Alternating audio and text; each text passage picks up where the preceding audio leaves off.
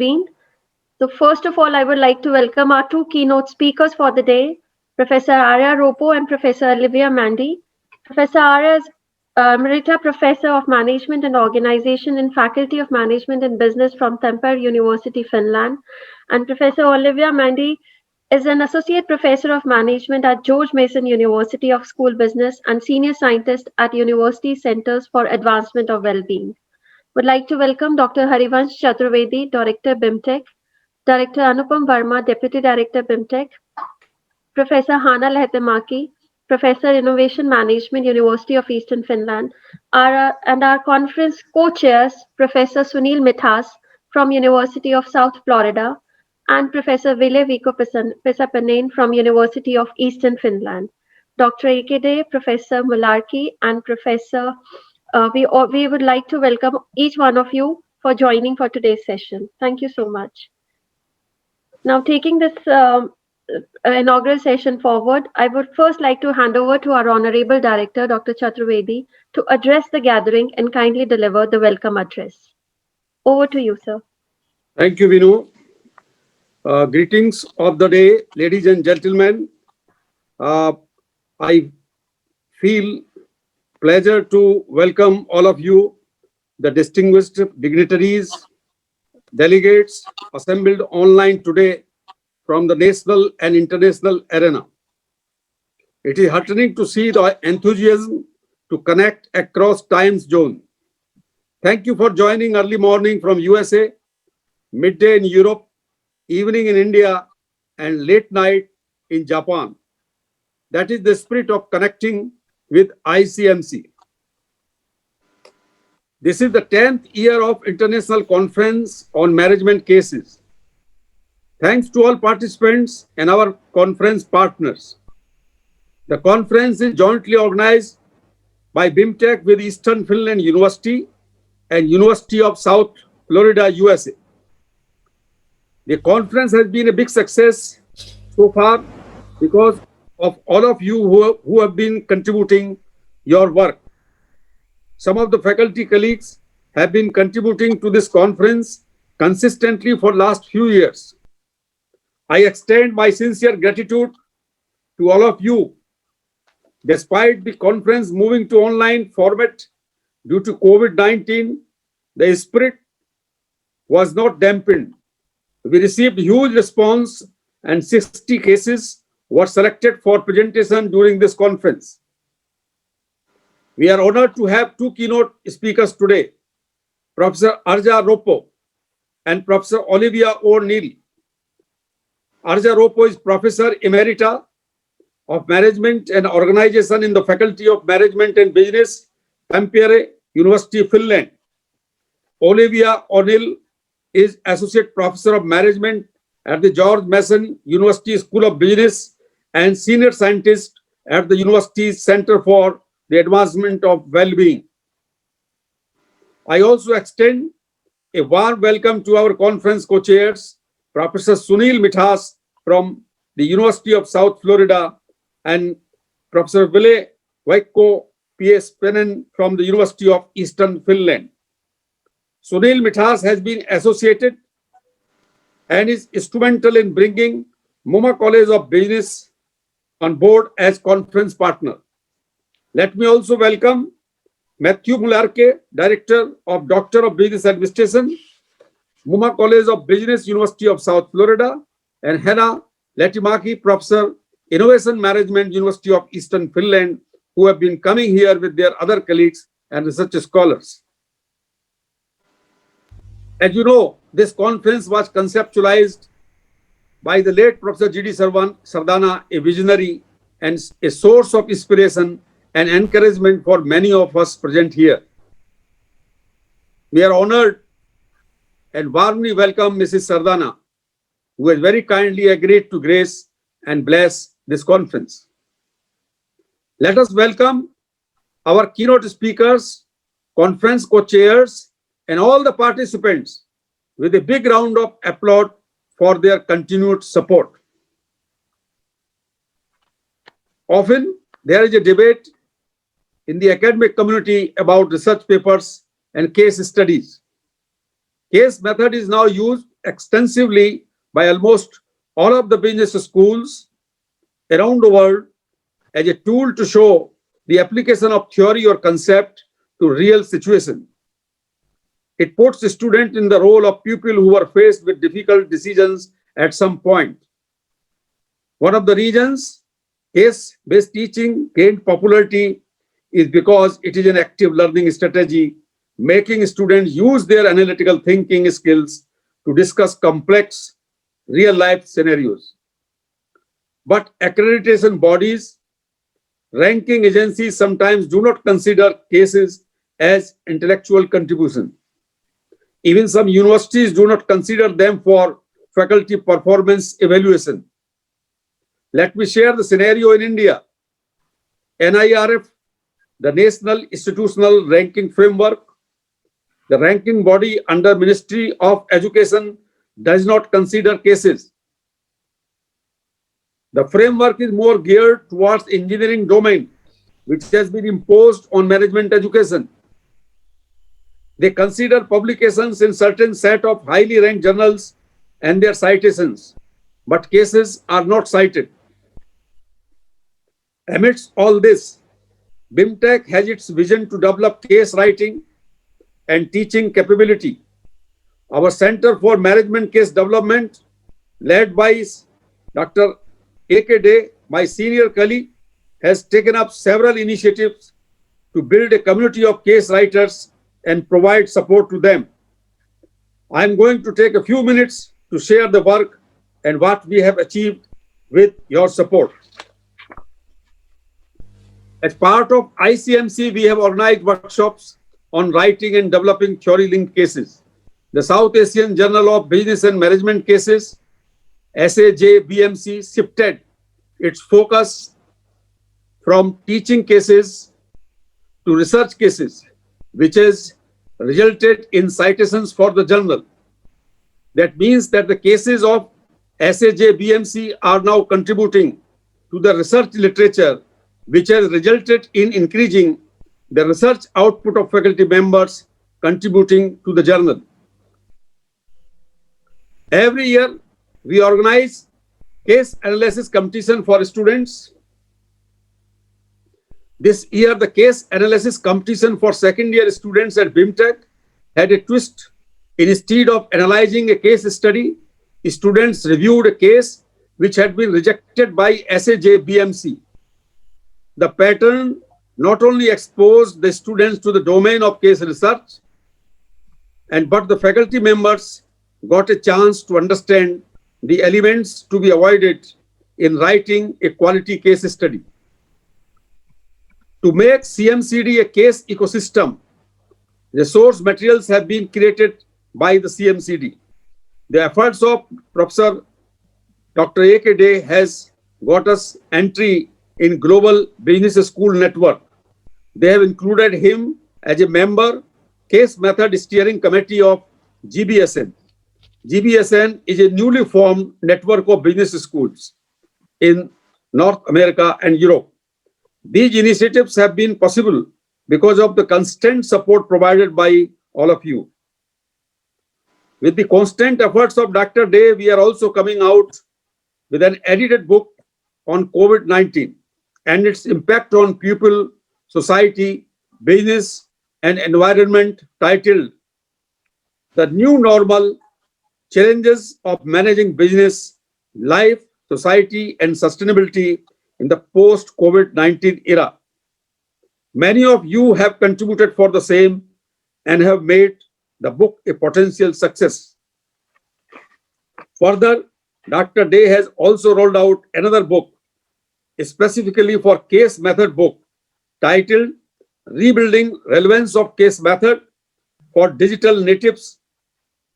Again, some of you have agreed to provide an article for the same, for which I would like to thank you. Friends, most of you are aware that this conference was the brainchild of late Professor G.D. Sardana, who was a dear colleague and ardent advocate of the case method of teaching. He was very passionate. I have many memories about him. for any small work related to this conference. If it was pending with government or any other agency, publisher, he used to come to my office and used to persuade me to take some immediate steps so that that matter is resolved.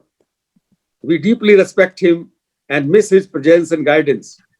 For the enormous contribution that Professor Sardana has made to the case method and towards laying the foundation of this conference, we are humbled to institute an award in his name, BIMTech GD Sardana Young Scholar Award, jointly by the family of late Dr. Sardana and BIMTech.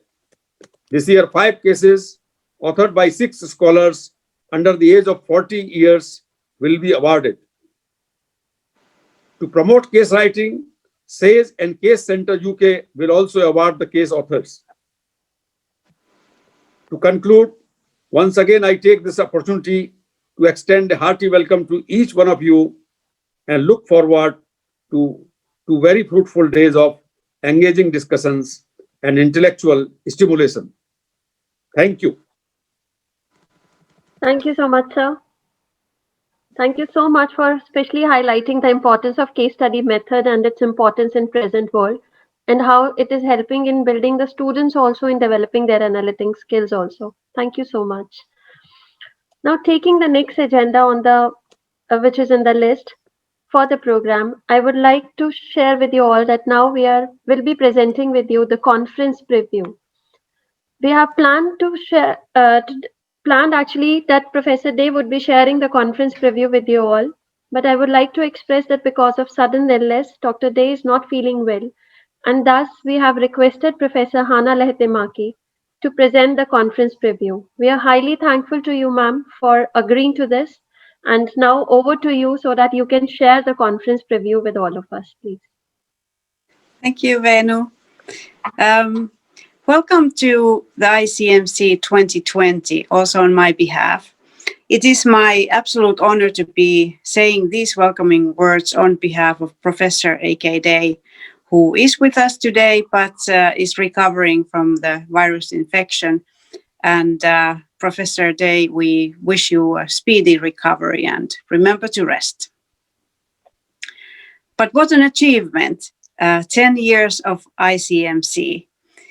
And despite of these difficult times due to COVID-19, ICMC has indeed once again demonstrated its relevance and importance for scholars working in the case study method.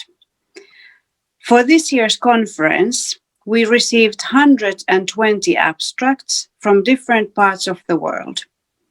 The countries represented include the United States, Finland, Germany, Dubai, Canada, Japan, Bangladesh, Vietnam, and of course, India.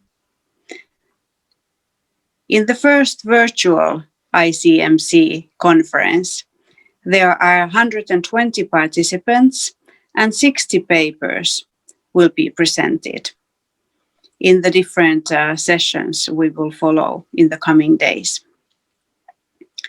I think this is a wonderful achievement.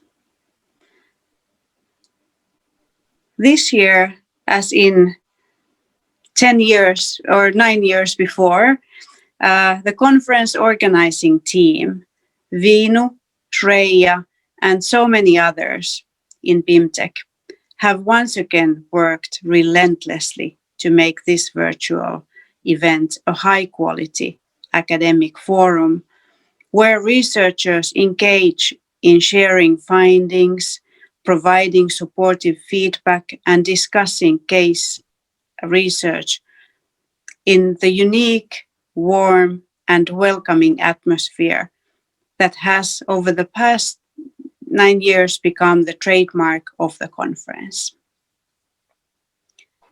I think right at this moment, we can feel the warmth and welcome across the globe in our homes or wherever we are. So on behalf of the organizing team, I wish to thank all presenters, all reviewers, and the audience for your effort in making the conference a great success it has become. May the following days be filled with lively discussions, academic debate, and lots of encouragement and support from fellow researchers. Enjoy the conference. Thank you so much, ma'am. Thank you so much for sharing the conference preview with all of us. I would like to specially mention, Dr. Day, on behalf of me and Shreya, that we wish you a good health and speedy recovery. We are getting actually lots of nurturing under you, and we are looking forward that soon you will be healthy in condition and will be guiding us and taking this particular conference forward too. Wishing you good health once again, sir. Thank you, sir. Thank you, ma'am. Now, taking the session forward, now is the time to hear from our keynote speaker, Arya Ropo. And I'm profusely elated as I have the opportunity to introduce Professor Arya with all of you. Professor Arya is Professor of Management and Organization in the Faculty of Management and Business, Tampere University, Finland. And her continuing interest is the leadership and change from an aesthetic and embodied perspective. She has studied art and cultural organizations and various service organizations. Recently, her research has focused on organizational spaces and leadership, and she advances leadership theory as a socio-material phenomena where leadership is conceived as an embodied, and constructionism where she applies narrative and visual methods in qualitative case studies. She has published in journals like Leadership Quarterly, Leadership, Scandinavian Journal of Management, Journal of Management and Organization, and Journal of Organizational Change Management, among others. And her work currently on the editorial board of Scandinavian Journal of Management and Organizational Aesthetics. We are honored and privileged to have you here amongst us today, ma'am. May I now invite Professor Arya Ropo for her keynote speech. Over to you, ma'am.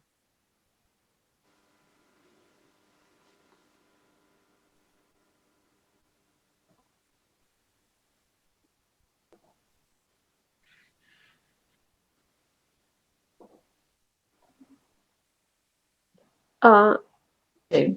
So thank you very much for the kind introduction, Bino.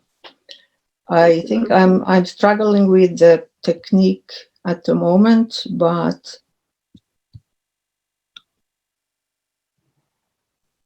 if you want to, should we share your PPT from our side? yeah, that might. Well, actually, I would like to do the sharing myself, but I would need to. Oh, okay, yeah. I think I'm good now. Okay. Yeah, right.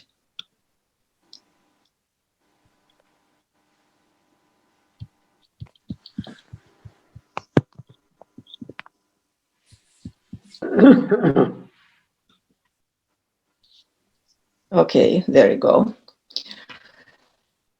So again, thank you very much for the kind introduction, Bino. And I want to say to start with a great appreciation of having this opportunity to give a keynote address at this 10th anniversary ICMC 2020 conference. It's a great pleasure and great honor for me to be here. Well, of course, I would rather be in India, feel and experience the country, and to meet you all in person. But the situation is as it is, and we need to follow the orders and make the best out of it. So the topic of my speech is embodiment and socio-materiality in leadership research, a novel way to make an impact. First, I would like to give you an overview in my presentation. I think it's fair to say that nowadays, if ever, we are overwhelmed by materiality, both in our individual and organizational lives. This has obviously consequences also to how leadership is viewed and how it can happen in human material relationships as well. So following this, leadership is not only a social but also a socio-material phenomenon. To explore leadership taking place between social and material, I would apply a specific way of knowledge creation, that is embodiment. So I would boldly say that we are led by various material objects through our embodied engagement with them. That is through our felt senses, emotions, and memories. And to illustrate this view, I will show 3 case vignettes on how this kind of socio-material leadership takes place in practice. The cases describe an actor in theater, a shipbuilder at work, and electricians in an old dry dock.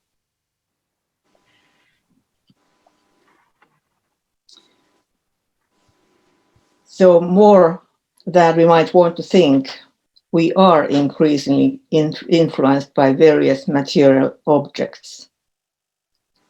I think we all share this view and sometimes even concern, especially during these exceptional times, that our actions and our way of being very much is influenced now by various technological devices, applications, computer programs, but also algorithms that seem to shape our ways of, for instance, buying things or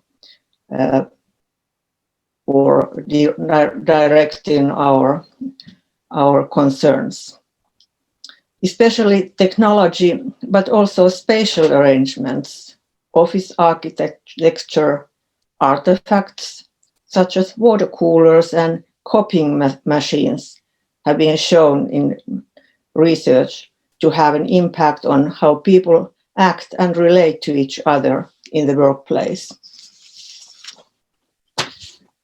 There's quite a lot of research showing that physical spaces and places have shown to influence human action, either directly, indirectly, symbolically, or through evoking emotions. There's a growing stream of literature exploring the socio-material nature of leadership. So we could say that the thingness of leadership follows a broader material and spatial turn in organization studies that has taken place during the past 15 years or so. It needs to be pointed out here that spaces or other material objects, they do not determine us as such what to do. They do not have an independent agency. There always needs to be a human engagement with the material. So as Doris Janow says, we need to give the voice to space. Or as Karen Dale and Gibson Burrell say, we need to read the ruins. Or as François Javier de Vojani and Emmanuel Vast say, we need to listen to the walls to talk. So how are people and material related to each other so that we could call it leadership? I would suggest here that we need to include an embodied nature of knowing to our analysis that departs from the intellectual and logic rational way of theorizing that majority of leadership studies are inclined to nowadays. I'm approaching leadership from an organization theory perspective, not from organizational behavior perspective. And that has been typically the background of leadership studies. So in particular, I come from an aesthetic organization theory that acknowledges sensory knowledge, embodied emotions, and felt experiences as legitimate forms of scholarly knowledge. Antonio Strati being one of the forerunners in aesthetic organization theory. So when I say aesthetic, I do not refer here to beauty or art, but I'm referring to a way of knowing. I refer to embodied epistemology. If you wonder now what on earth all this has to do with leadership, I would like to go to the basics of defining leadership by saying that the core definition of leadership to me include direction or vision, if you please, encouragement and motivation, no matter where these originate, human or material. So it has been also an encouraging observation that a few years back there was a review article in the Leadership Quarterly that acknowledged aesthetic leadership theory as one of the established theories of leadership.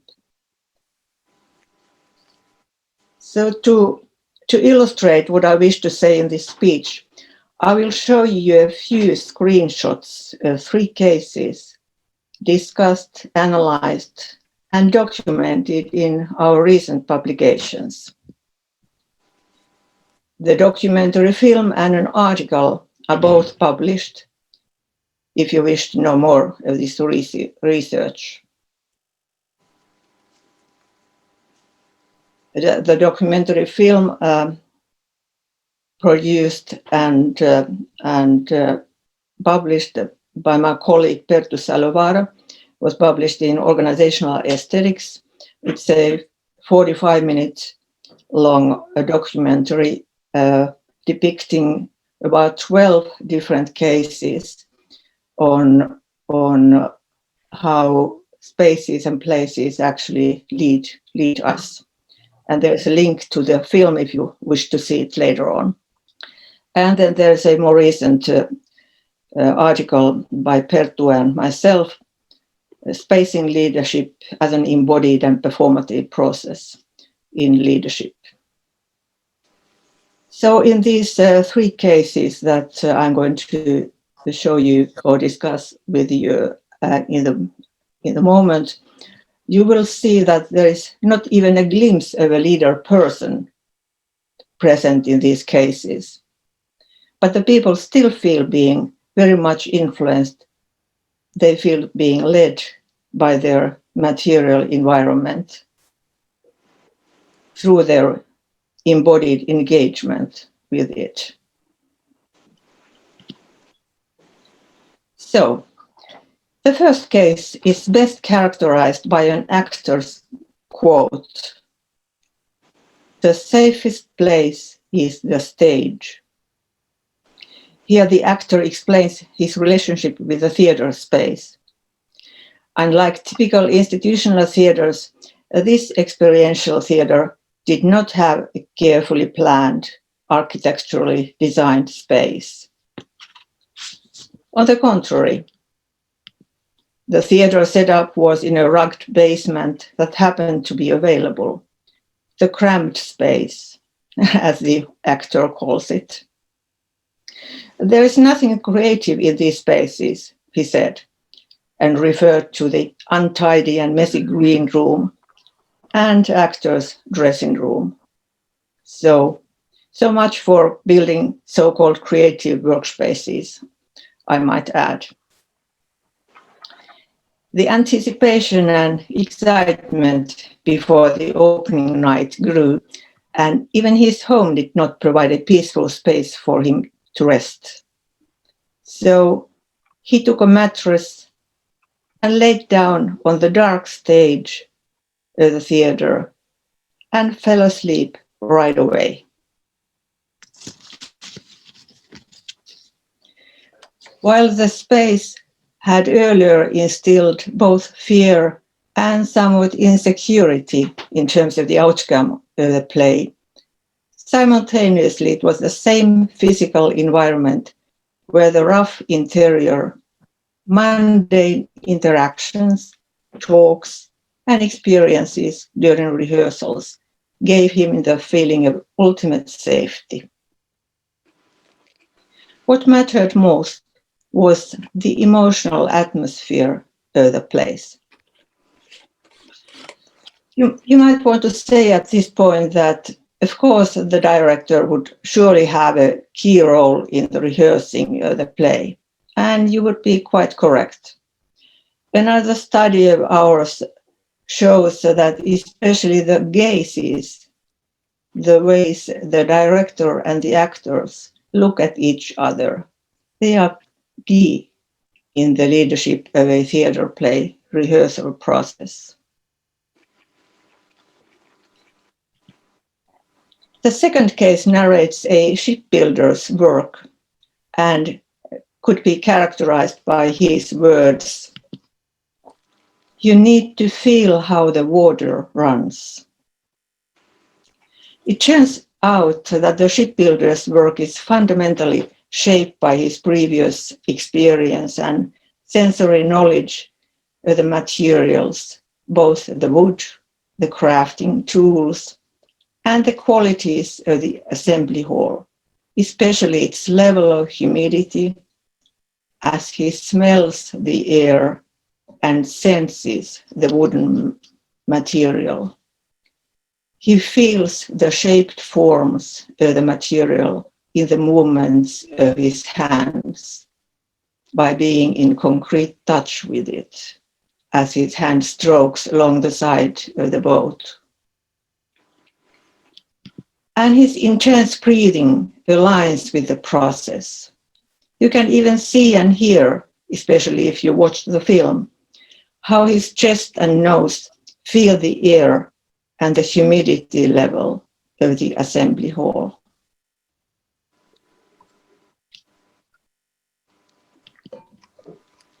The third case is about electricians in an old dry dock.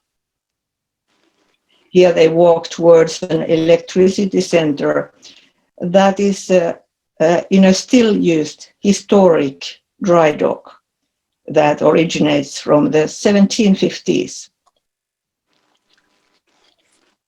The electricians take a moment to reminisce about how the past way of planning electric panels forced the men to work in unsafe spaces and positions. Emotional attachment to the history of the building and their physical touch with the old machinery evokes empathy and respect to the skillful professionalism and achievements of their past colleagues. One of them says, "You would be a barbarian to ignore your history." This quote also includes an ethical consideration toward the relationship between the material and the social. We need to do our best to cherish the historic materiality and natural environment that there is left for us and not waste them. So I would say that socio-material perspective to leadership is also an ethical statement.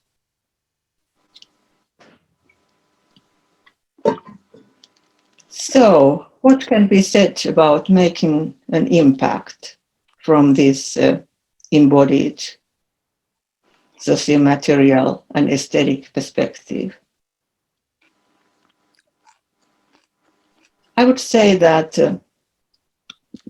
making an impact through lived experience with the material environment is possible and even more likely than any individual leader's attempt. So assuming an aesthetic approach to leadership, the power impact and the engagement. Oops, sorry.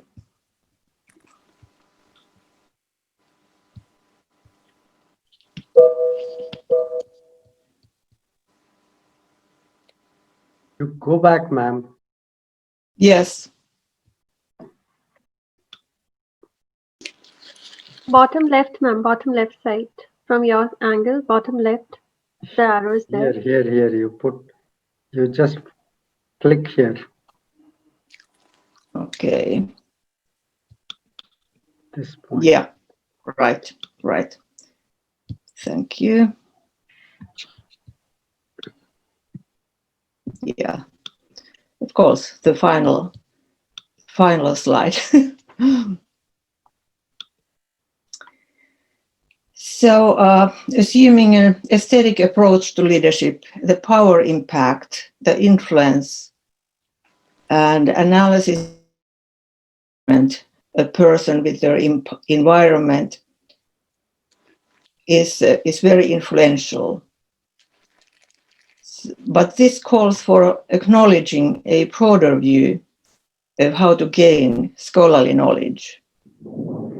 Relying only on intellect and logic, rational knowledge creation is not enough. Body and mind operate together. One cannot be understood without the other. So to recap my point, the impact, intended or not, emerges through persons' embodied senses in those glimpses of cases. Seeing, hearing, touching, feeling, even tasting. Also through emotions evoked and through memories on things and events. I would conclude that this perspective helps us better understand the socio-material nature of leadership and how to make an impact in organizations and society at large. So I would like to stop now and hear what you think. Thank you very much. Thank you so much, ma'am.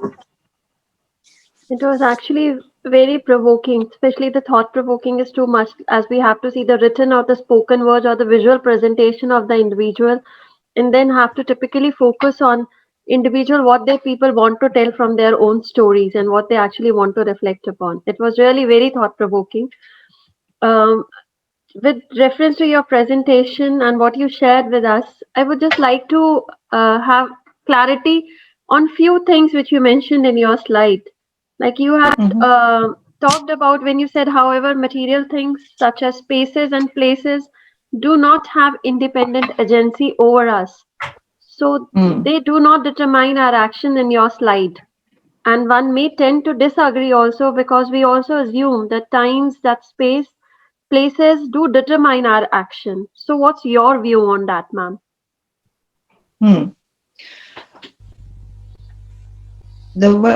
Why I'm saying that the material things, they don't have an independent agency means that we need to they do not have a soul. They do not have they are not like human beings. They are dead until we engage with them, and only through our own engagement with the material things they are brought to life. So I'm not following the some other approaches that also talk about socio-materiality activity theory and so forth, who seem to give the material things independent agency. So that's how I feel. Okay, great. Thank you, ma'am. Another thing also I would like to pick up from the same your presentation only, that could you please throw some more light on the logic rational Descartesian view in terms of impact that you have talked about? Well, from the leadership studies perspective, we are so much accustomed to follow the kind of positivistic logic that we only rely on our intellect, our brains, and the kind of logic, rational, causal, cause and effect way of thinking and theorizing. And that kind of thinking, it really separates body and mind, saying that actually it is the mind that is the most important thing, and the mind actually tells the body what to do. And that's a very typical Cartesian thinking, that body and mind are separate and one is subordinated to another, and that is the body that is subordinated to the mind.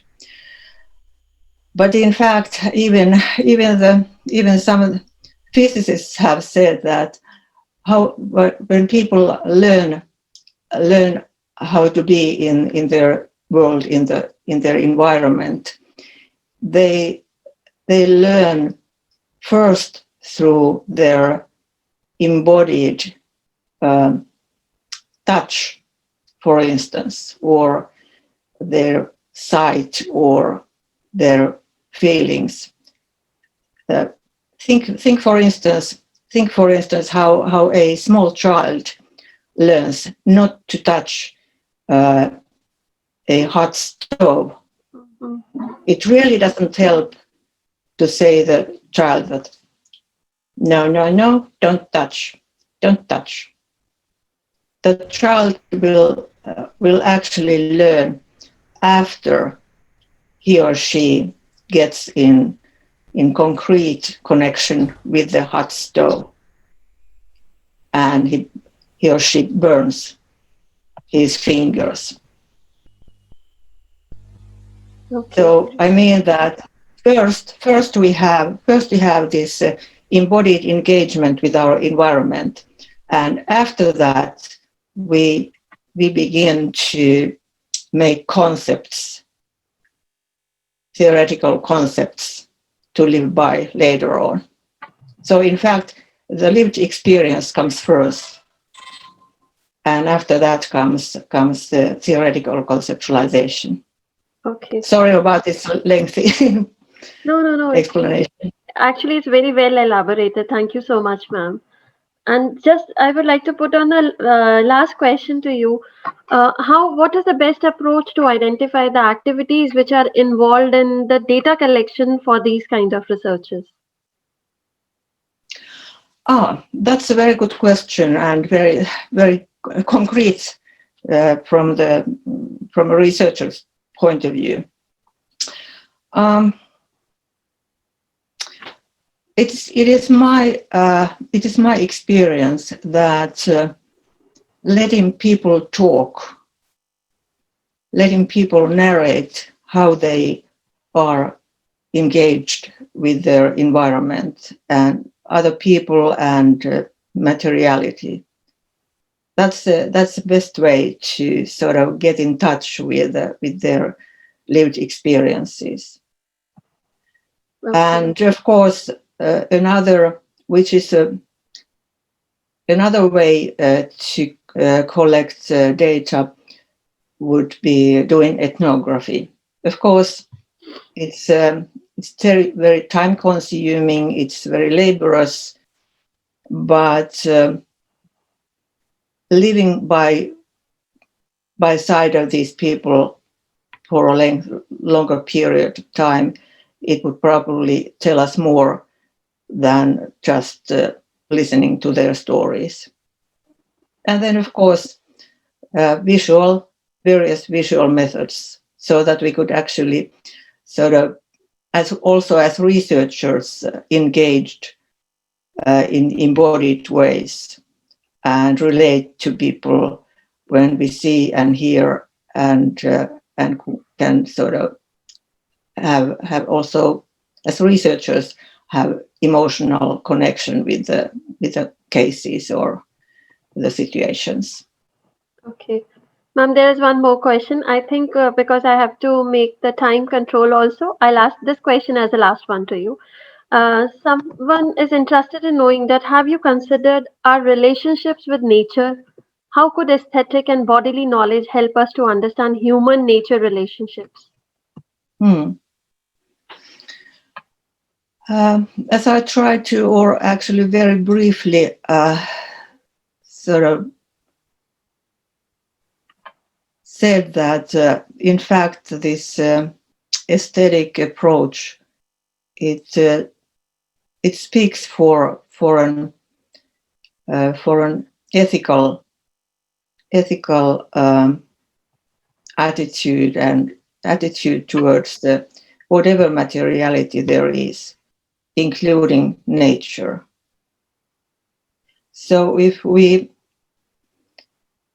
sort of embrace the embodied and aesthetic perspective to life in general, that would also include nature, and that will sort of emphasize the responsibility and ethical concern of both the nature and all materialities around us. That's all I can say at the moment. I haven't really been thinking of that issue, the nature relationship, before, but I think it's this aesthetic approach is in a way, you might even say it's a kind of ideology. It's kind of ideology how we relate to our environment, whether they be people, nature, or material objects. Okay. Thank you so much, ma'am. Really a big thanks for such an enriching presentation and fantastic topic which you have selected for the day. Thank you so much for taking us all closer to that natural storytelling process, which is how from those audios, visuals, and things we can learn a lot and can figure out number of things too. Thank you so much. Thank you. Thank you. Now I think we will be moving to our next agenda of the day. And now we have come to the highlight of the event. And everyone knows that the USP of this conference is the publication of compendium of papers presented in the conference. And this publication is released at the time of inaugural session.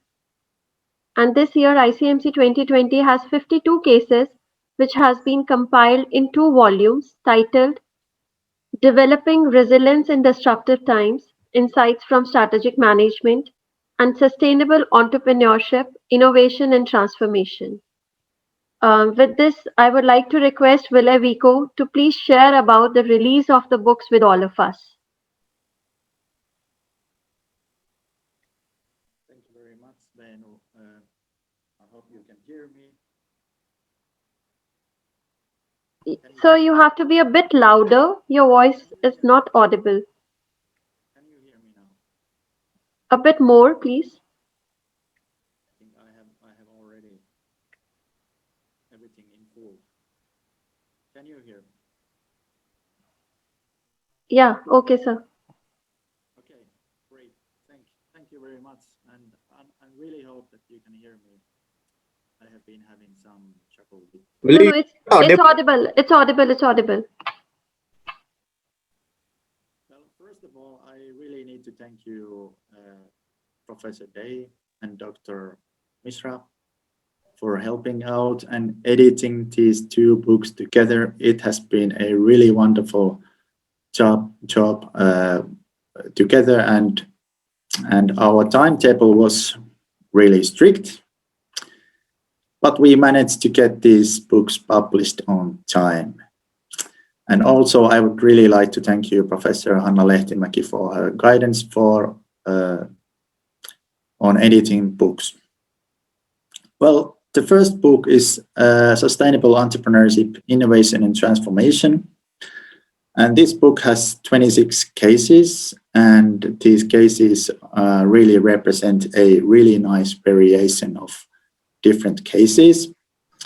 And the themes that are included in this book are circular economy and sustainability. We have cases on social entrepreneurship, and we have cases on innovation management practices, and we have cases on business transformation, family business, and so on and so forth. And so we have 26, as I said, in this book. And I really, really do hope that these books are a really valuable resource, especially for students of management and also for research scholars and for various management functions. As for the other book, Developing Resilience in Disruptive Times, Insights from Strategic Management, this also has these 26 cases. And as we expected, we received quite an amount of these COVID-related case studies. And in this book, we have 3 chapters just for these COVID papers. And we have been dividing these COVID-related papers and how this COVID has been impacting on businesses and how this COVID has been impacting on management issues and how on communities and how these communities have been dealing with this terrible disease.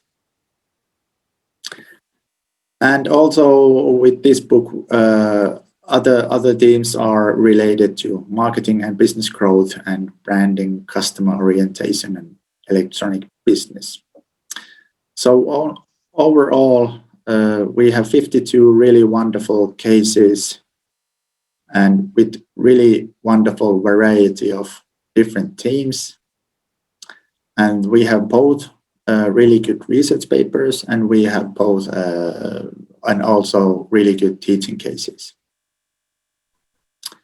So without further ado, I thank you, and I think we have now a links for the books. So do we now, Venu?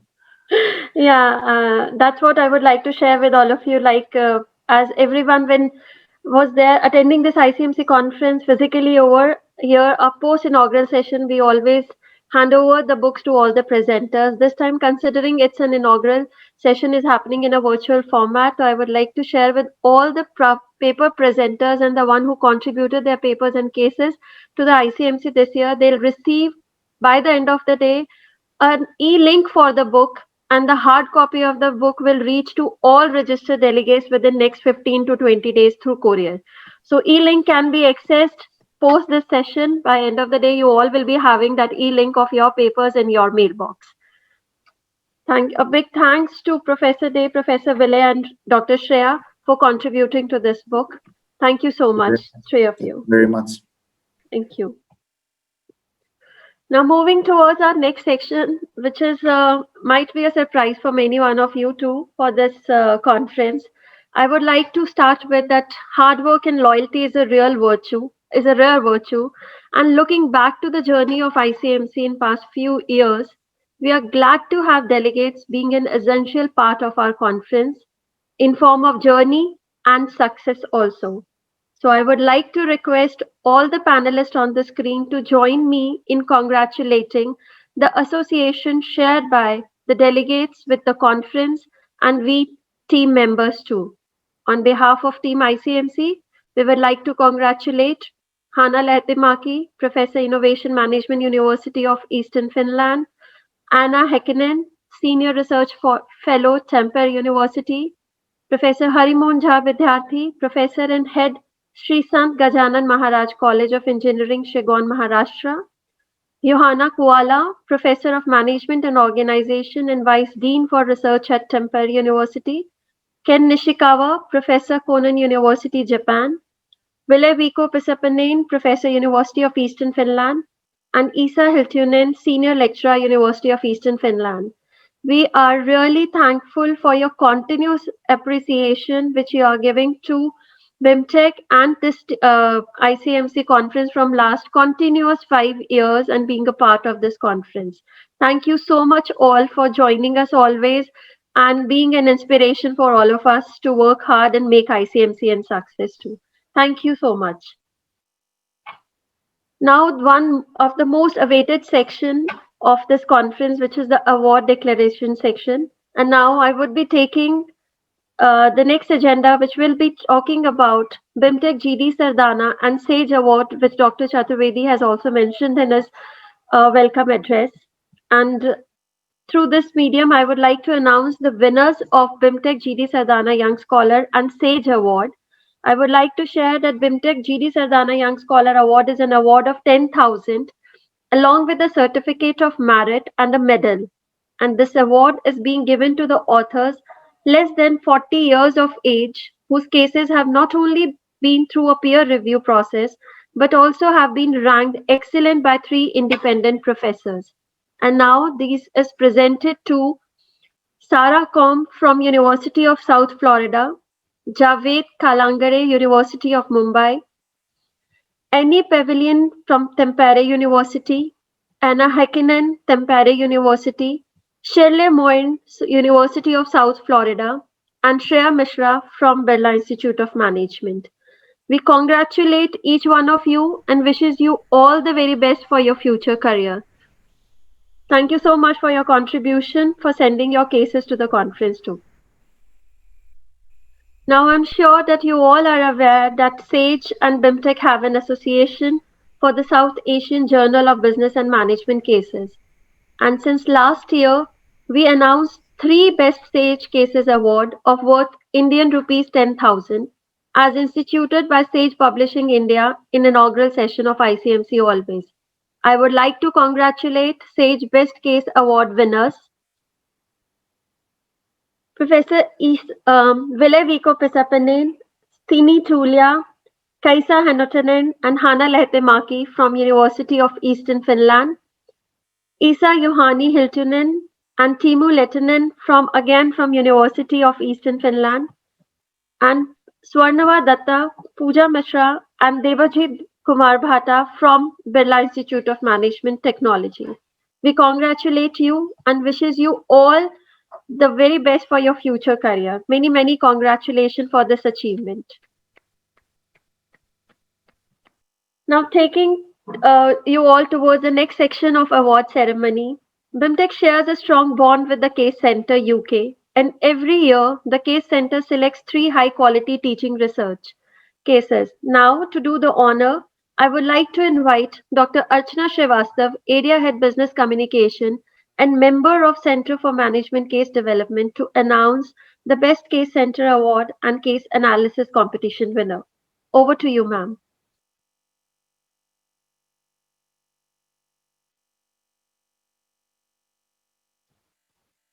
Thank you, Vinu. Respected guests, presenters, and faculty colleagues, a very warm and cordial welcome once again. We are indeed delighted and honored by your virtual presence on this significant day. As you all know, that one of the unique features of ICMC is the list of awards that are conferred during conference. Now, the moment has come to add a golden feather in the hats of success. I'll begin by announcing the Case Center Best Cases Awards. The Case Center has announced 3 awards this year.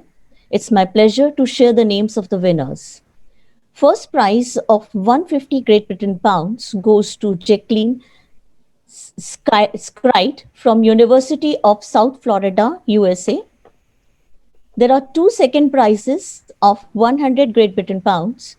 The first team to receive the award is Shubhalakshmi Mohapatra from Anant National University, India, and Shubhadeep Roy from Indian Institute of Management, Ahmedabad, India. Next in line is Dr. Shraddha Kabra from Birla Institute of Management Technology and Sumanjit Das from IILM Graduate School of Management, India. Many congratulations to the winners. I'll now move on to announcing the second category of awards, and that is the Case Analysis Competition 2020. Ever since 2012, to develop analytical and decision-making skills in students, BIMTech Center for Management Case Development has been organizing the Case Analysis Competition. In 2018, for the first time, CMCD expanded the scope of participation in this competition to Delhi NCR, and we got wonderful response. Looking at the success, in 2019, we made it a national level event. This year, that is in 2020, to hail the unrelenting human spirit in the current COVID-19 crisis, for the first time, we not only conducted the competition virtually, but also involved faculty in mentoring the teams and included judges from the institutions outside BIMTech. We also introduced a completely different design of case competition for second year students.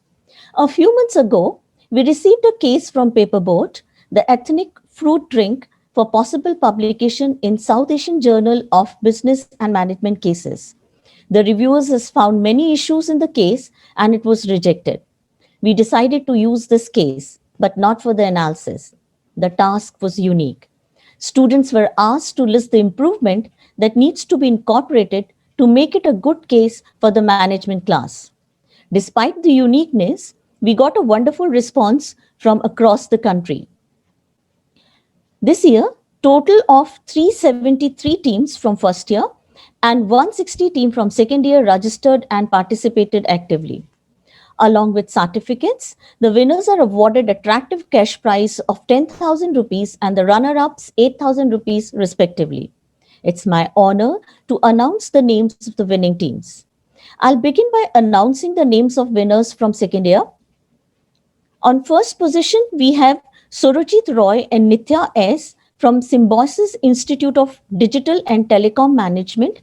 They were guided by Dr. Pankaj Pathak. There are two second prizes. The first team to get the second prize is Tanshi Kumar and Anisha Jain from Delhi School of Business. They were guided by Professor Rashmi Sharma. And the second in line is Ms. Sonal Jain and Shivam Nagpal from Birla Institute of Management Technology. Heartiest congratulations to all the winners. Now, I may like to announce the names of the winners from first year. On first position, we have Sargun Mata and Anil Azim Ansari from 4 School of Management. They were guided by Professor Nitin Soni. We again have two second prizes. First in line is Alankrita Rawat and Amit Kadam from Symbiosis Institute of Digital and Telecom Management. They were guided by Dr. Sujata Joshi. And second in line is Parth Samaria and Piyush Hirwani from Birla Institute of Management Technology. They were guided by Dr. Pooja Mishra. Once again, congratulations to all the winners. I now hand over the session proceedings back to Dr. Vinu. Thank you so much, ma'am, for announcing the awards of two categories, Case Center and Case Analysis Competition. On behalf of Team ICMC, we again congratulate all the winners and award winners in different case categories. Many good luck for your future career too. Thank you so much, Archana ma'am. Now it's time to hear from our second keynote speaker. And now this is the time I am again elated as I have the opportunity to introduce with you all Professor Olivia Mandy O'Neill. She is an Associate Professor of Management at George Mason University of School Business and Senior Scientist at the University Center for the advancement of well-being. Onel holds a doctorate in organizational behavior from Stanford University Graduate School of Business, where she was a National Science Foundation Graduate Fellow. Onel is an expert on organizational culture, emotions in the workplace, and women's career. She consults and conducts academic research across a wide range of organizations, including Fortune 500 corporations, global technology firms, major medical centers, and emergency response teams. Her work has been published in a variety of scholarly and practitioner journals, including Administrative Science Quarterly, Academy of Management Journal, Fast Company, Wall Street Journal, Business Insider, and Harvard Business Review. And prior to being on the faculty at Mason, Onel taught at Wharton School, University of Pennsylvania, and the University of Georgia. We are honored and privileged to have you amongst us today, ma'am. May I now invite Professor Olivia Mandy Onel for her keynote speech. Over to you, ma'am. Thank you so much for that introduction, and it is so wonderful to be here virtually. I am, of course, quite disappointed that I can't be there in person. Coming to India for research and teaching has been some of the most joyous memories of my academic career. So hopefully another year we can all meet in person. But for this year anyway, I'm going to talk to you a little bit about a totally different way, I think, of thinking about culture, and maybe give you some insights. I too will be presenting some case studies, but in the form of academic research. And I hope to get some new insights, and I welcome your questions at the end. I'm going to try sharing screen here. So let's see if we can see the screen okay. Okay, can you guys see the screen, everyone? Yes, ma'am, it's visible. Okay, fabulous. Okay, so, and I'll just make it a little bit bigger. So, in thinking about this new way of culture, I want to take you on a little bit of a journey back in time. So it does involve some socio-materiality. In this case, it involves my experience as a graduate student at Stanford University. So as a young scholar, I was very inspired to lead an academic life, and I was very curious about culture. I was actually at the time very curious about cross-cultural studies. And at the time, Stanford University had some of the preeminent experts in cross-cultural psychology, which was my background. So I was warned that when you go there, you know, the palm trees and the sunshine and everything was very compelling, and I might never come back again. And so they were quite right. It was very compelling. But unfortunately, when I got there, I realized that the person I wanted to study was leaving. And instead, I was left with this rich array of organizational culture experts. So at the time, I thought, well, it's just a different way of thinking about culture. What I soon learned that I hadn't necessarily realized is that the work that was going on at the time was part of a larger body of work that has been some of the most interesting and intellectually rich explorations within the field of management, dating back to, you know, the early 1980s. Some of it actually was inspired by international culture research. But at the time, they were really trying to understand the cultures of certain organizations that made them just so successful, so much more successful than some of the organizations that they were working in, particularly in the United States. So this began the origin of the organizational culture research that became a rich foundation for my thinking. But to return again to my studies in graduate school, as I began these studies in culture, what I realized is that people had been thinking about culture in a very narrow way, in a sense. They had been thinking about it in terms of one particular manifestation of culture.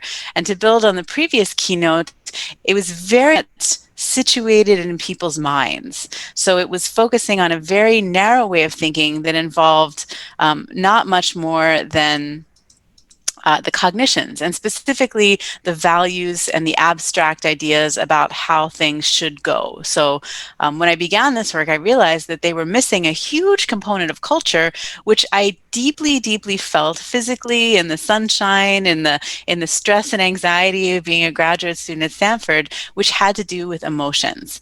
So this began a program of research on culture that departed quite a bit from this voluminous literature. And to start out thinking about what we mean by culture, there are actually many, many definitions. So a chapter that I worked on for the Handbook of Organizational Studies with Joanne Martin came up with at least 12 definitions of culture. And when we were doing the research for the chapter, we actually found that in the time since the last publication of the chapter, there had been nearly 1,400 new articles on culture just at that time. So voluminous literature, many, many definitions, but again, curiously, somewhat narrow. To start our discussion about what I mean by culture, I want to focus in on a metaphor that's been used to talk about culture for many, many, many years. This is the iceberg metaphor. Sometimes it's attributed to Ed Schein of MIT, but many, many people have used it. Probably many of you have used it in your own teaching. And the idea here is that culture is made up of certain levels. And so they use this metaphor of the iceberg to suggest that what we see on the outside is actually a very small portion of what constitutes culture. So I'm going to challenge this metaphor, but they suggest that stories and jargon and metaphor and artifacts and materiality of all sorts is actually the visible tip of it, but underneath it lies rich layers of norms, which are the behaviors that we engage in repetitively, values, which are what we think is important and the way we think we should get there, and beliefs and assumptions, which are the taken for granted aspects of culture about why we do the things we do and are often not revealed until actually they're violated. So this was the metaphor they had been using for culture. But again, curiously, researchers at the time had very narrowly focused on, for example, values. So some very powerful and influential frameworks came out of this, very narrowly focusing on values. And even in this metaphor, you can see how much is missing from that. So my colleague Sigal Barsaid and I undertook a pattern of research to really explore what we viewed as a completely unexplored hidden aspect of culture having to do with emotional culture. And so we were specifically interested in the emotional culture of a hospital, which I'll talk about in a moment. And we published some of these findings in Administrative Science Quarterly, and also Harvard Business Review. So, we can, after the keynote, you can go read a bit more. I'll do a case presentation next week where I'll talk about this a bit more.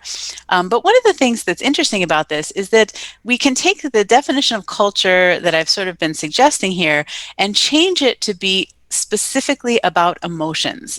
So if we completely think about the concept of culture, not in terms of just abstract values or in cognitions, but in terms of emotions, then we look at that same metaphor and we think about the visible norms and artifacts, as well as the underlying values and assumptions, reflecting not just the actual suppression, and I would argue suppression of emotions, but also what is appropriate and what is inappropriate. And a couple things about this. So it is measured through breadth and depth.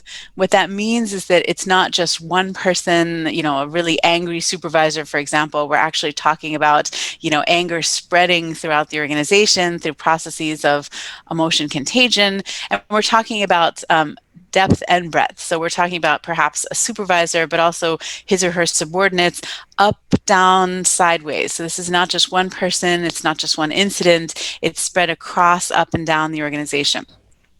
What's interesting about emotions is that in the past, it was assumed that culture is transmitted, especially from this cognitive perspective through verbal statements, for example, or again, these abstract cognitions.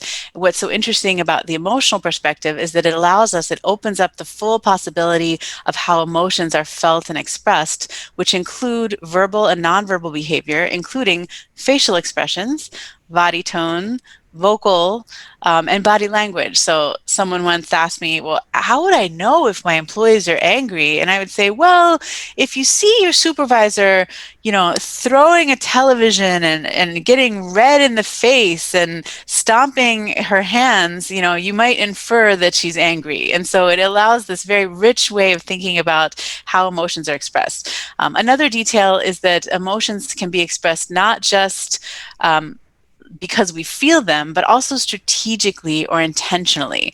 So in the topic of leadership, you can imagine, for example, a supervisor who wants to elicit some motivation in employees, so he may strategically yell to signal to them that they need to be aware that something's wrong, that they or they need to be more careful. So for example, this can be used strategically, not necessarily because he's feeling so angry, but because he's actually trying to signal the importance of this.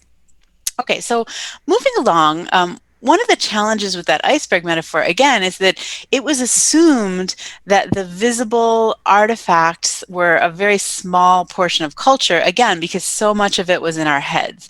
And what this new reconceptualization suggests is that we may actually benefit from thinking about culture a bit differently, in this case, thinking about it in terms of a living being. So here I've used this plant metaphor to suggest that if we reconceptualize culture, we may think about it a bit differently, even at the metaphor level. So again, here you see the same levels of culture and some of the same manifestations of culture, but instead of the artifacts level being a relatively small level, here we see it's actually flourishing and large.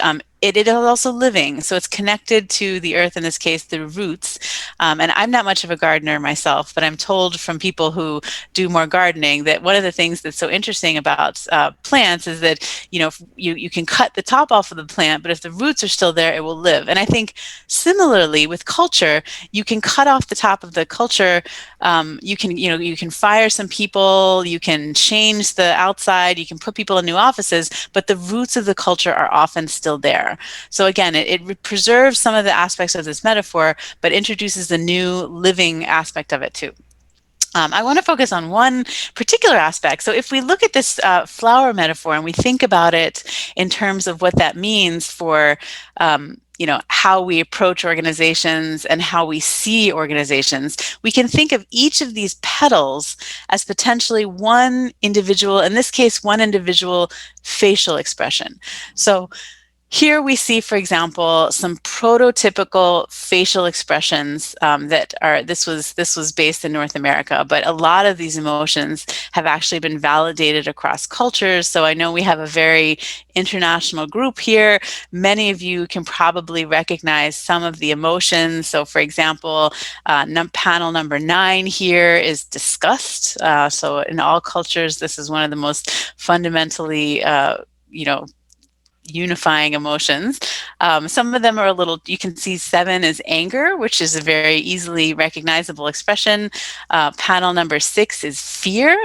Some of them are a little trickier. So I usually, stump people by asking what is number 1 in the top left corner. And what we find there is that that's actually a prototypical expression of anxiety. So again, just thinking about that metaphor in terms of if you come into work and you imagine a workplace full of emotional expressions, in this case, just simply the facial expressions, these are one of the ways in which emotional culture is both shaped and is spread. So we would imagine, for example, you'd have an entire department full of panel number 1s because the anxiety is contagious, as I'll suggest, or number 7. I'm going to start off our discussion today in a deep way by talking about actually panel number 4, which is the prototypical expression of love. So this is going to be very different, perhaps, for a typical business conference. I promise you, it's not that kind of love. So it's not the kind that should worry human resources departments. As it turns out, if we think about culture in terms of emotions, it opens us up to approximately 135 or 140 different discrete emotions. I realize there's no way you can see all of them on the screen here, but what it suggests is that there are ways of thinking about culture that are far beyond what we may typically think of as the typical 5 basic or universal emotions. I am going to start by focusing out on 2 of them in particular, which are the 2 instantiations of positive emotions, love and joy. And I'm going to zoom in particularly on one of them, which is companionate love. So again, I mentioned that love has a lot of different ways of being conceptualized. The most common and the most prototypical across humanity is actually companionate love, which is the affection we feel for those with whom our lives are intertwined. So that includes, for example, affection, caring, compassion, and tenderness. Now, you might wonder, why am I studying this in the workplace? You know, Professor O'Neill, this is the workplace. This isn't a relationships, dating conference. And for that, I would say yes, but in fact, workplace relationships can be so deep as to be called love in this way. So we spent a good couple years of our lives proving to our peer-reviewed colleagues that workplace relationships can be so deep as to be what we called love. And if you think about that general definition, we can actually think about it specifically in terms of love. And I have a little acronym here: fondness, affection, caring, compassion, and tenderness, FACT. And the idea here is that this particular way of thinking about culture actually matters for organizations. One of my advisors' big questions is, so what? Okay, so we can think about emotions. In the next couple slides, I'm gonna demonstrate, I hope, to you why the so what matters across a couple case studies. Just to be clear, the left panel here is companionate love. The right panel here is romantic love. So in case anyone's still confused after my little description, this is the caretaking behaviors we see on the left panel. Okay, so what? So why do we care? Why does this matter to think about this? Our first investigation of this was in the healthcare industry. And we had the great luck of working with an organization that already had a fantastic culture. So some of you may know healthcare has some of the highest rates of burnout, constantly cost-cutting, continuously overwhelmed, especially now in the time of COVID. We had the great luck of a visionary CEO who let us come in and basically do the academic work we needed to establish what a culture of love looks like and why it matters. We had to do this in a variety of ways, which did include some of the causal sort of requirements that the previous keynote alluded to, in terms of can you prove that love causes all these things? So we had various designs to try to do this. Why does it matter? What we found here is that the construct of culture of love impacted the outcomes you see on the screen here over time. So the stronger the culture of love in units, the less engaged, the more engaged employees were, the less withdrawn they were, and it actually had a ripple effect out to the patients. So what we found is that the strength of the love within the unit actually bled out into the patients themselves and to the patients' families. So the patients reported more positive mood, better quality of life, better health outcomes, and the families were more likely to recognize the institution and recommend it and be satisfied with the care. So again, we had to do this in a very, we can criticize a lot of this sort of positivist approach. We were very much under pressure to prove this, to even get the construct out into the literature. And we did so in a variety of ways. Okay, so one of the things about studying love is you have these wonderful array of song titles that you can talk about in your research studies and hopefully get into your publication. So one question we had is, well, is love all you need? I mean, we found these profound effects of love, but the fact is there are all these other emotions. So is love the only one you would need? If you were doing a case study and you were analyzing successful organizations, or you were trying to design a culture, what would that look like? So for that, we actually went to a different case study entirely, a different context. And we also wanted to answer another question, which is the question came up of, well, okay, Professor O'Neill, I see that love matters, but is this just something for the ladies? I mean, is this just women? I mean, we all know that women are compassionate and all this stuff. Maybe this just matters for them. So to answer that question, we wanted to go to a completely different industry. And there we found the importance of another emotion, which is joviality. So what do we mean by joviality? Markedly good humor. Some people think of this as humor, but it's more than humor. It's amusement, it's merriment, it has an element of cheerfulness and enthusiasm. So we wanted to look at that specifically. And to give you a sample of what that looks like in the real world, This has been studied actually in many, many populations. So I very much like the animal research, because I feel like, you know, what happens in the animal kingdom happens in the real world. So on the left-hand panel, this is you know, young cubs fighting the wild. So what we found is that the joviality had this incredibly important function in terms of helping people practice with one another, practice like being vulnerable, like understanding each other's weaknesses, limitations. The lower panel is my own family, where it happens not just in the animal kingdom, but it happens in my own household. We went specifically to an extremely masculine organization. And in fact, we were trying to see if love mattered there, but what we found is joviality mattered. For this, we actually did a combination of a qualitative and a quantitative study. So I was not a participant observer, but I did go in with a team of research assistants to firefighting stations, so emergency response teams. And I was trying to see the hidden aspects of culture. So I had this, it was actually sort of a fake interview. I was interviewing them, but what I was hoping to get was the way that they interacted naturally as a group. So to see what emotions were expressed, and not just one person's perspective, but actually how they were interacting as a group. Based on that, we then designed a quantitative study across raters where we had people rate the emotional culture, and then we answered that so what question again to see if love matters, and in this case, if joviality matters, which came up as a strong theme. I realize you can't read this, but I'm going to show you a graphic. What we found is that actually the two emotions interacted with each other in very interesting ways. So we saw organizations where, for example, you were high in one culture, low in another culture. And what this looked like is that the combination of the two actually produced the most powerful outcomes in terms of their ability to work together well as a team and impact performance. So that top right panel is my own university. Some of you may know that basketball is a hugely popular sport in the United States colleges. Mason, one year, many years ago, had a winning team. And my understanding of the team is they had a lot of love. You see a lot of love in this way in sports teams, actually, sports and athletics.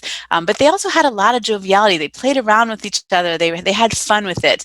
And what you also see here is that the extremes are not great either. So the point here is that being too high in love but no joviality, actually they were sort of chill. They lacked some of the motivation, some of the urgency they needed to do the emergency work. And in the extreme of humor, it was kind of like maybe in the United States we have this concept of fraternities. There's this crazy movie Animal House where people are really mean and kind of bullying. So in the extremes we see joviality wasn't great either. But what we showed here in the performance data in terms of so what does it matter for the team, it was really joviality that was driving a lot of the performance outcomes here. So the importance here was that, love matters. It especially mattered for health, for well-being, for teams healing from the traumatic processes that they underwent in this line of work. But joviality was the one that really mattered for performance in terms of their ability to coordinate as a team, to not get in accidents, and to not cause a lot of financial damage. Okay, so you might be thinking like, oh, this is great, but positive emotions, honestly, what I'm struggling with is negative emotions. Like, I've got, anytime you ask people about work, they'll tell you about their complaints about their organization. That they'll say, oh, my boss, my rate, the money I get, my commute. So let's talk about the negative emotions. Do they matter too? Well, I'm going to start with the one that is probably the first emotion that comes out every time I talk about organizations with people, which is anger. So in a very early study, one of my first publications actually, what we found is that anger is highly contagious in organizations. So in a retail chain, we studied how anger spread across people to the store levels. And I should add that each of these stores was about 100 or 200 people. So it wasn't just one angry person. Anger spread like wildfire and was specifically directed at management. What we found in the study is that the stronger the anger was, the more there was turnover, absence, accidents, alcohol consumption. And it was specifically related to the perceived organizational support from management. So on the face of it, this looks like, oh my gosh, anger is a problem. So if we were diagnosing organizations, we'd want to see what is the role of anger, and it's going to be problematic. I want to actually complicate that a little bit and suggest again that in thinking about organizational culture, we need to think about it in terms of its interaction between emotions. So I want to highlight you to the next negative emotion that I'm going to talk about briefly, which is anxiety. Just to pause for a moment, I did a different keynote with an audience of US HR professionals, and we did a live action audience poll. And I asked them, what is the one word that describes your organization's emotional culture? And I would urge you, all of you in the audience and the panelists, to think about your own institutions, your own colleges, or those of you from industry, like, what's the one word that describes your organization and maybe even your department's organizational culture? When I did this exercise, this is what came out. I'm going to show you a Wordle, which is, the size of the word is how frequently people use this. This is what came out. So if you can see that the strongest emotion very clearly is anxiety. So across these 400 people, anxiety was the word they used, or stress, to describe their organizations. I should add, this is pre-COVID. So this was a couple years ago, before COVID we even knew about it. As this last case study, we had another hospital that invited us in to examine them, and this was a hospital that was absolutely in crisis. So kind of coming full circle, the first hospital I described was like, great rates, like great levels of satisfaction. This hospital was recently ranked the lowest 10th percentile for quality of care in the United States. So this is like a very, very poorly performing organization. We did a survey study and we collected the financial data to show that the impact of anxiety was huge. But more importantly, what we showed is that there was an interaction between anxiety and love. So that's what that numeric number is there. What these two lines showed is that in organizations where there was a strong culture of anxiety and no love, it was very, very costly. So costs in this case include, how much people are spending too much time being anxious, wasting resources, not doing things efficiently. So these are the department costs. So high anxiety resulted in very high costs. But what we showed is that when there was a strong culture of love, it actually buffered the effect of the anxiety. So you see that lower blue line there. What it showed is that in a strong culture of anxiety, a strong culture of love, it looks as though it's better for costs, but actually it's flat. It's not significant. What it shows is that love, in the presence of some of these negative emotions, can actually offset the negative effect of the positive emotions, and in some cases allow some of the function of these positive emotions, these negative emotions, which in some cases include the fire in the belly that you need. You need to be vigilant. You need to pay attention to things. Anxiety has its purpose, but in the extremes is a real problem. So we showed that the interaction of these two emotions really mattered in terms of thinking about how this organization could perform at its best, could take care of its patients, and ultimately could survive as an institution. Okay, a couple takeaways here, having introduced this framework. One is that conceptualizing culture in terms of emotions really opens us up to new possibilities for research, and I would argue for teaching. But that emotions can have these unintended and sometimes negative consequences or positive consequences, particularly in interaction with one another. And it gets very complex indeed when you think about the variety of emotions that could be present in an organization. We want to argue that rather than thinking about negative emotions as something to be avoided, as something to be suppressed, that actually it's important to manage them and to think about them in a deep and systematic way, and that positive and negative emotions can interact and have a role and an importance in the organization that's worth thinking about as we think through these case studies and other case studies, some of which I'll share next Saturday in the case study. Okay, I'll pause there for any questions and just express my gratitude. I'm so grateful to the organizers and to my colleague Tojo, Thatch, and Carrie for this invitation. So thank you very much, and I'll pause for questions.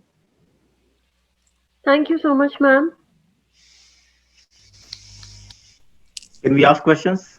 Yeah. Please, sir. Please, Okay. sir. Go ahead, please. So excellent presentation. I really enjoyed it. I just wanted to have your comments because you went to Stanford. So would you comment on the culture at Apple, for example? Let's say people talk about, Steve Jobs and so on and so forth, and Apple is supposed to be also a very innovative company. Just reflect on that a bit in the context of your presentation. Yeah, so Silicon Valley is a field day of emotional cultures.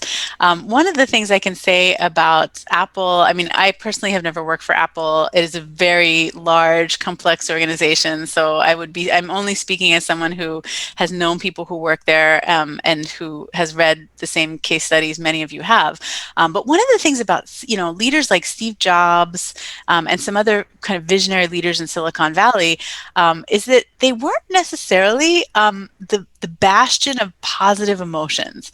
So actually their style as leaders was often to excoriate employees, to yell at them, to create strong cultures of fear. So you might think, and a case study that I like to follow, for example, Tesla and Elon Musk, who's another recent visionary leader in that scene. What that might suggest on the very superficial level is that these organizations have this huge culture of anxiety. But I would argue that actually misses a huge component of the emotional culture, which has to do with the excitement, the enthusiasm, and I would argue the awe that people feel about their work at this company and about the company in general. So on the one hand, you hear these stories of, and actually I'll talk more about this in my case study presentation next week, but you hear these stories about these strong cultures of anxiety, but what it fails to take into account is that these are people who deep believe, almost in a religious cult sense, in the work that they're doing and in the company. So it creates a culture of awe, of excitement and enthusiasm that arguably is sometimes paired with anxiety, largely derived from some of the leadership tactics, and I would argue from the competitiveness of the industry. So the most recent work I'm doing in this space is on the semiconductor industry, which is an extraordinarily competitive industry. And the question that I was asking is, well, can love survive in these really competitive organizations like Apple or Google or Netflix? And the answer is it exists, but it looks a little different because taking into account all these other factors, the emotional culture is a bit different. Thank you for that question. And yay to University of Maryland. Props to my alma mater and your former workplace. Thank you so much, ma'am. Thank you, sir. Ma'am, there are other questions coming in the chat window. It talks about that if negative emotions like anxiety and anger are suppressed for a longer period of time, then how will they affect the culture of an organization? Yeah, I mean, what we showed in this hospital case study is it absolutely defined the culture of the organization. So you couldn't actually analyze the organization without taking into account the anxiety felt and expressed by people. And this is people at all levels. So, it wasn't just the low-level workers, it was people in the finance office who were worried about making their numbers. This was a for-profit hospital, and they were very, very worried about making their numbers. So you see anxiety in the top management team, and you see that trickle down to anxiety at the lower levels of people who feel like they didn't have enough resources to do their job. So you could not analyze this organization without looking at the anxiety. And that's usually what I find. I actually prefer a mixed method approach, which is to go in qualitatively and really listen to the stories and see what's happening, and then use that to sort of shape the research question in interaction with what's happening in the context. So I search for these kind of interesting case studies to drive the research that we need to answer some of the theoretical questions. Great. Can I ask a question? Yes, sir. Please, Professor Sahai, go ahead. Professor O'Neill, you said that you prefer doing mixed method. Which do you prefer? First to go qualitative, get things, and then frame your questionnaire, or to do first quantitative and then go and interview people? Both ways it can be done. Which one do you Thank you. prefer? I love this question, and I very, very strongly feel that starting qualitatively makes for a much, much more robust quantitative study. So I very much prefer qualitative to quantitative.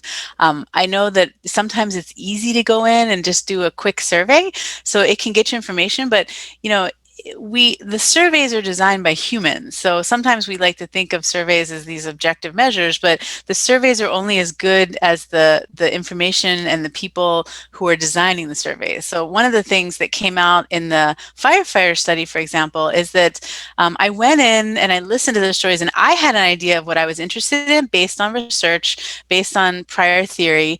When I got there, I realized that, honestly, if I don't take into account, in this particular case, work-family conflict was a huge issue. If I don't take into account the pain and the trauma that they experience at work and how that bleeds into their family life, then any survey I design will be, not as good and missing a huge part of their lived reality. So I think to the extent that people can do a mixed method, it's wonderful. And I prefer starting with qualitative and then moving into quantitative. I think it could go either way, but I feel like the survey is so much better. For example, the data that you would ask for. So for example, when I ask for personnel data, when I ask for cost data, some of these ideas I get from listening to what they're talking about. I say, oh, wow, this particular method or metric or measure or, archival data is really important for understanding what's happening here. I would only get that through an interview or just hanging out in the organization, participant observation or ethnography. So do I take that it's not only sequence, qual, and then quant, but also major and minor, that your qual portion is the major part of research and quant is the minor? Is it so? I think it really depends on the research question, to be honest. I think that there are some questions that lend themselves to some methods and others. I think the more robust you can be, the better. But sometimes, frankly, you have to go with whatever the question, the best way to answer the question, the nature of the question, and frankly, what the organization will work with you on. It's very weird, but I find that people will be much more willing to give you an interview than a survey, especially if they don't know you, they don't trust you, they don't know what you're going to use the data for. It's strange because surveys can be anonymous, so it's much less work and it's safer. But I find that the personal human connection, really matters for people, and the information that comes out is priceless, frankly. So I don't want to make a strong stand just to say that I think it depends on the research question, but the more methods that can be employed, I think really lends itself to quite robust studies. Yeah, thank you, ma'am. I would also like to mention in the chat window, one of our very close and regular delegate to ICMC, Professor Saroj Kaul, has written that this was such an interesting presentation that I got stuck to my computer. It might be a sign of enthusiasm. She's presuming the same. And Thank you she's so pointing, she is asking a question too because she wants to know that how to manage these negative emotions effectively.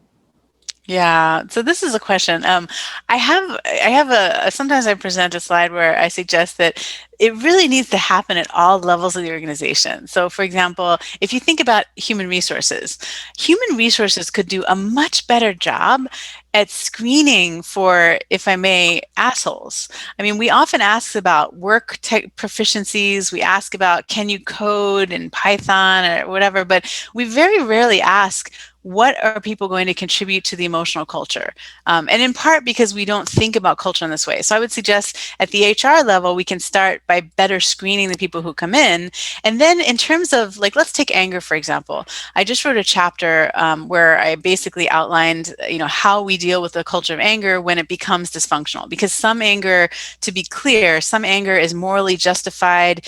It can be used to right certain wrongs. It can be used for group bonding. But there's a point where a lot of these emotions, especially negative emotions, become really problematic. So for that, I would say, and many of you know this, you've done case studies, you've done this research, culture change takes a long time.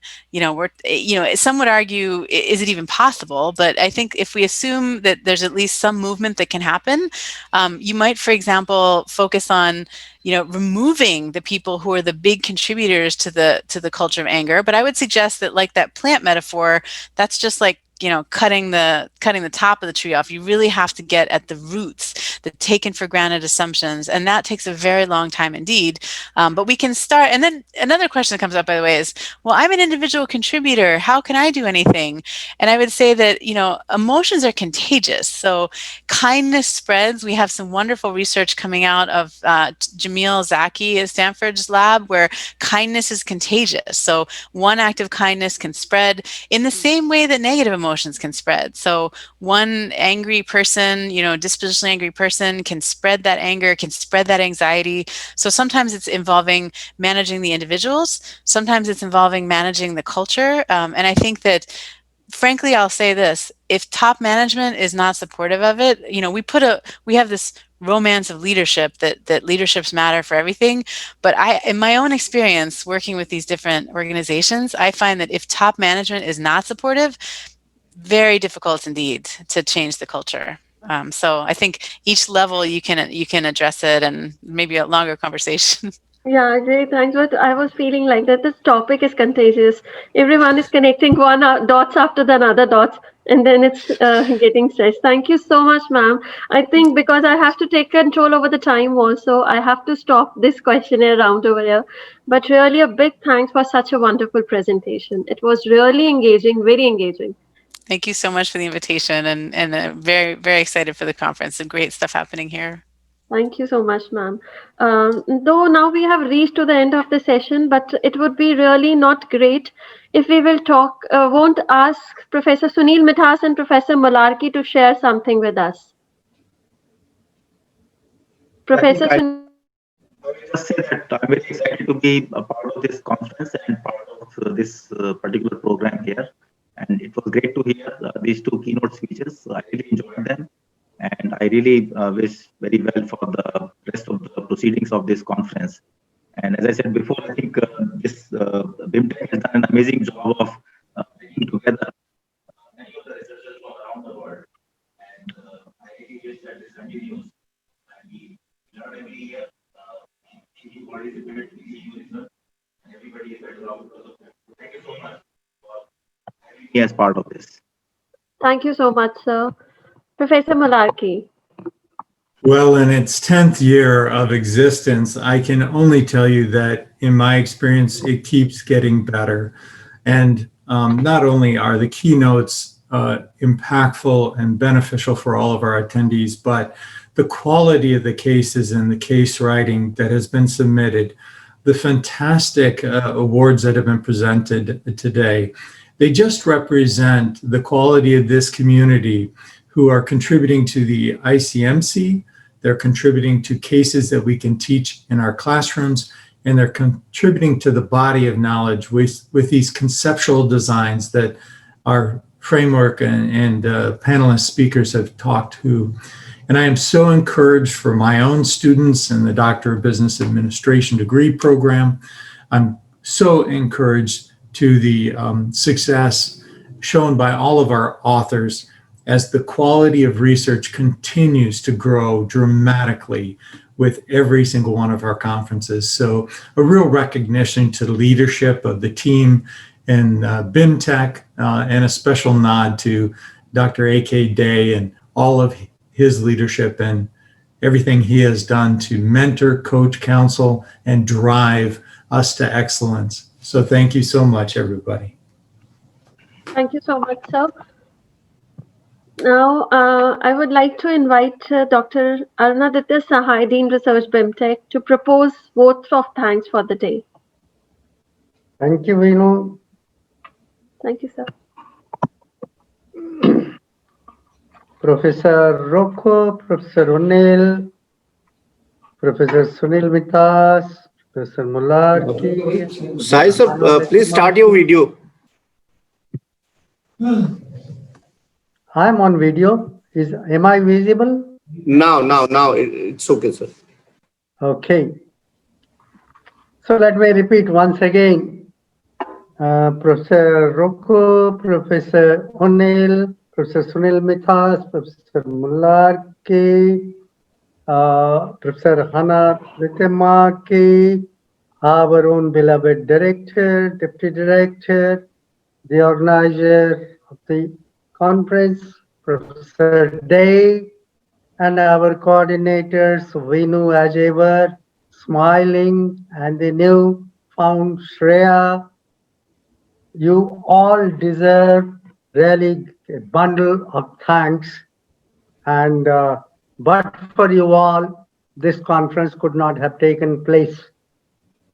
Firstly, I would like to thank our collaborators, that is University of Eastern Finland and the University of uh, Southern Florida, as well as John Mason University, for really partnering this, for which they have also done a lot in terms of editing the book, preparing the thing. So much of communication has come and gone. But firstly, to really Professor Ropo, who really brought a new concept of leadership in socio-material phenomenon. I mean, we had always thought that leadership is about leading human beings, but she brought this new and thingness of leadership. That it's not only mission, it's not only human being, but even the environment around our, I mean, the office equipments, the environment, the data, the logs, all that also contribute to really the leadership. And she talked that though the general we think of leadership would mean direction, encouragement, and moderation, but it shouldn't get limited only to human being. Even the artifacts and our laptops, computers, programs, they also need moderation and a connect with that. We had really a very, very interesting thing in terms of addressing all those who did not connect as barbarians. If you are ignoring not only history of your human being, but also your artifacts with which you work, your surroundings, then also you are a barbarian. This is what she brought in, and she repeated, and then she introduced another thing about the aesthetic approach, which speaks of nature also. There was also some discussion on not only the material leadership, but how nature could be brought in this particular question. So that is still has to be really explored. Then we had the release of book, thanks to Willie Waiko, who not only released the book, but who contributed in its edition. And then we had congratulations to all the delegates who have been regularly coming and have continuously come for the last 5 years and were recognized once again.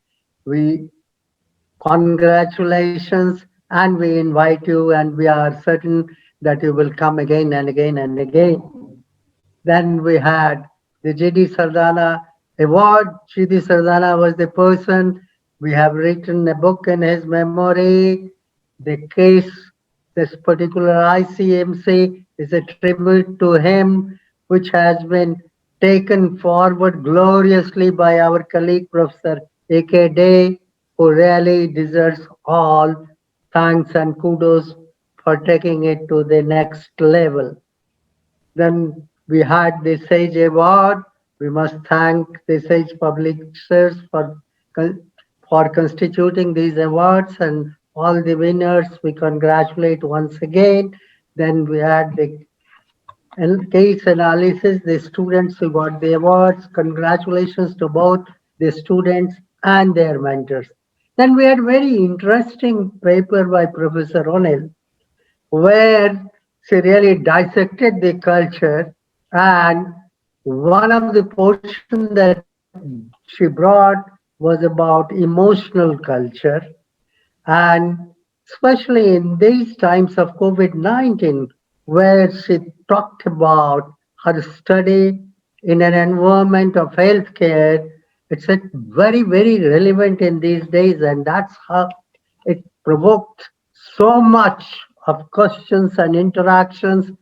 Thanks a lot to you, Professor O'Neill, for such a wonderful paper as well as such a wonderful interaction and answers to all the queries that were raised by the delegates. And at the end of the day, the emotions, negative and positive, that you talk negative, which is arising out of anger and anxiety. And those faces, they were so much, I mean, without talking of the words, the face itself was telling what it is. And your approach, that until and unless you have approached people, until and unless you have talked to them, until and unless you have sent the documents, how can you prepare your questionnaire? So you must interact, you must know. And that was a very good lead to our would-be researchers. And coming to the last but not the least, our director, who has been the patron for this conference, he has been providing such an immense support every time, be it manpower, be it team, be it financial. He deserves all the kudos for providing such a great patronage to this conference. Our deputy director who has been joining, and the organizers, especially Vinu and Shreya, they deserve a special thanks for conducting it so smoothly. But also what Professor O'Neill showed, the emotion through a plant with the flowers you could see, but what is beneath that you didn't see. There were so many people beneath, inside the stem and the root, who have worked tireless to make this particular conference successful. They all deserve thanks a lot to all of them for their contribution. Thank you once again. Thanks to one and all. Thank you so much, sir. Thank you so much. As Dr. Day is not well, otherwise he would have personally thanked few of more delegates also who are part of ICMC journey from past many years, and they have helped and given many suggestions from time to time whenever asked. So on behalf of Dr. Day, I would like to specially thanks few more professors, Professor H.M. Jha, Professor Gary Stockport, Professor John Walsh, Professor Vinod and Uma Kumar, Professor Saroj Kaul, Professor Annamaya Lamsa, Johanna Koala, Anna Hekinen, and Professor Syed Alam. And I'm really sorry if I missed out any name. These are the special thanks which I would like to present to all of you on behalf of Dr. Day, as because I know that you all are in one or the another way associated with ICMC and always there and to promote ICMC also. Thank you so much all. Now, before we end this today's sessions, as this ICMC is scheduled this time for 3 days, like 4th, 5th, and 6th of December, I would like to make few announcements for all the attendees. Tomorrow and day after tomorrow, we have scheduled the paper presentation sessions, which are Forum for Collective Wisdom session, has been scheduled on December 5th, 18:30 hours as per Indian Standard Time. And all technical sessions are scheduled on December 6th. Session number 1 to 4 are scheduled at 1500 hours at Indian Standard Time, and session 5th to 8th are scheduled at 18:30 Indian Standard Time. Valedictory session will be on the same day, that is December 6th at 2000 Indian Standard Time. And I would like to also share that for the smooth conduct of all the session in coming 2 days, a WhatsApp group will be created couple of hours before the session time, including all their session chairs, paper presenters, and session coordinators in the group, so that these groups will remain active and interact with each other for the smooth conduct, and this will remain active only till the time of the session. And one more special thing, that we have yet to receive the presentation from few of the delegates. A kind request to all to please share the same well in advance to avoid any last minute glitch also. And if we are still left with any query of yours unanswered, please feel free to connect with us through ICMC email ID. We will be there to help you at best earliest as possible. Now, finally, at the end now, once again, a big congratulations to all the delegates of 10th ICMC being associated with us. On the screen, you all can see these are the members who will be presenting their papers, their cases in coming 2 days at ICMC session scheduled on December 5th and 6th. Thank you so much. Wholeheartedly, we welcome you all to the 10th ICMC 2020. And with this, I think we have now come to the end of this session. If the permission of the panelists on the screen, can we wind up this call? Sure. Okay, thank you so much for being part of 10th ICMC inaugural session. A big thanks from all of us to you. Thank you so much. Please thank IT people. Yeah, of course, we are nothing. Yeah, before, of course, without IT support, we would not have been possible to make this session. And coming 2 days also successful. Thank you so much, BIMTech IT team, especially Dr. Kapil Garg, Prince, Nishant, Neeraj, Anand Sukulji, and their team members. Thank you so much for every moment and last minute help whenever we have asked for. Thank you so much.